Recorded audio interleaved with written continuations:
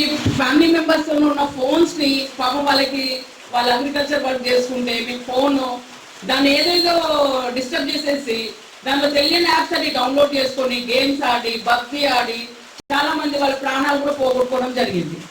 అవునా? జరిగిందా? తెలుసా మీకు ఈ విషయము? సోషల్ మీడియాలో వచ్చిందా, పేపర్కి వచ్చింది, టీవీలలో వచ్చింది, ఓల్డ్ సిటీలో ఇష్యూస్ అయినాయి, కొన్ని నార్త్ స్టేట్స్ లో కూడా ఇష్యూస్ అయినాయి, చనిపోయిన పిల్లలు. తెలుసా మీకంతా? సో అట్లా మనము తెలియకుండానే మనము దానికి అడిక్ట్ అయిపోయి మన మానవ జీవితాన్ని నాశనం పట్టించుకుంటున్నాం. మీకు ఏమనిపిస్తుంది? ఆ టైం వరకు నాకు ఫోన్ ఇవ్వకపోతే ఏదో కొంపలు మునిగిపోతే మా ఫాదర్ నన్ను డిస్టర్బ్ చేస్తున్నారు, మా మదర్ నన్ను చూసుకొని ఇస్తలేదు, నేను కొద్దిసేపు నేను ఇన్స్టాగ్రామ్లో ఒక జబర్దస్త్ సీరియల్ చూస్తా, అవునా? లేకపోతే ఏదన్నా టిక్ టాక్ ప్రోగ్రామ్ చూస్తా, సంథింగ్ నేను నా ఫ్రెండ్స్ చిట్ చాట్ చేస్తా. ఈ యాంగిల్లో మీరు ఆలోచిస్తున్నారు కానీ దాని నుంచి మీకు ఎంత నష్టం జరుగుతుంది అనేది మీకు తెలియట్లేదు.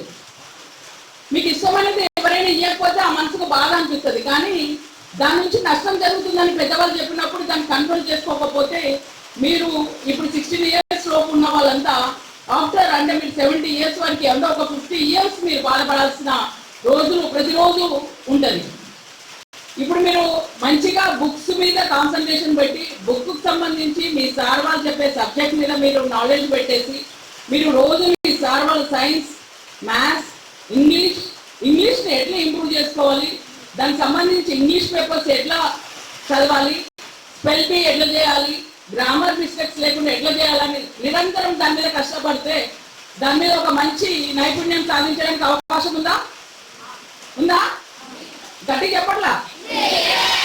మ్యాథ్స్ మనం మ్యాథ్స్ని ఇప్పుడు 2 చదువుతుందా, లేకపోతే 2 మొత్తం రాసి 1 2 3 4 10 రాసి తర్వాత 2 2 4 2 3 6 రాస్తున్నా, లేకపోతే ఇప్పుడు మ్యాథ్స్ ఎట్లా రాస్తున్నారు అంటే కొంతమంది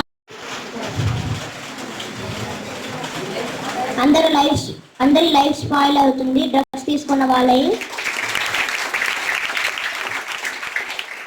అలాగే సెల్ ఫోన్ వాడితే అందరూ మెంటల్లీ బాగా బాధపడతారు. నెక్స్ట్ ఎడ్యుకేషన్ మీద దృష్టి పెట్టరు. Okay, thank you. ముఖ్యంగా రోజుకి ఇది మనం ఈ స్కూల్ స్థాయి నుంచే ఈ గంజాయికి అలవాటు పడి యువత వాళ్ళ భవిష్యత్తు ఖరాబ్ చేసుకుంటారు. ఇప్పుడు మెయిన్ 10th క్లాస్ నుంచి వాళ్ళ గంజాయికి అలవాటై ఆ స్టడీని అక్కడే ఆపేసి ఇక వాళ్ళు ఇంటర్ డిగ్రీ తల్లిదండ్రులు చెప్పలేదు వినకుండా ఈ గంజాయి మత్తులో పడి వాళ్ళు ఇట్లా చిన్న నేరాలు చేసి దొంగతనాలు వీటికి అలవాటు పడుతున్నారు. కాబట్టి వీటిని స్కూల్ స్థాయిలోనే వీళ్ళకి అవగాహన కల్పించాలనే ముఖ్య ఉద్దేశంతో మన జిల్లా ఎస్పీ గారు ఈ కళాజాతర బృందంతో ప్రతి ఒక్క స్కూల్లో, ప్రతి ఒక్క మండలంలో, ప్రతి ఒక్క స్కూలు అప్ టు 10th వరకు కూడా కవర్ అయ్యేటట్టు అందరికీ మీ మామూలుగా చెప్తే మీకు అర్థం కాదు. కాబట్టి కళాజాతర బృందంతో వాళ్ళు ఆట పాటలతోటి మీకు ఏ విధంగా మీ మైండ్కి చేతో ఆ విధంగా వీటి మీద అవగాహన కోసం వాళ్ళు వచ్చి వాళ్ళ పాటలతోటి మీకు అందులో జరిగే ఈ డ్రగ్స్ మరియు సైబర్ నేలపై వాటిపై అంటే ఏ విధంగా వాటి జోలికి పోవద్దు, అవి జరిగితే ఏ విధంగా ఉండాలనేది అవగాహన కోసం మీకు ఈ పాటల ద్వారా చెప్తున్నారు.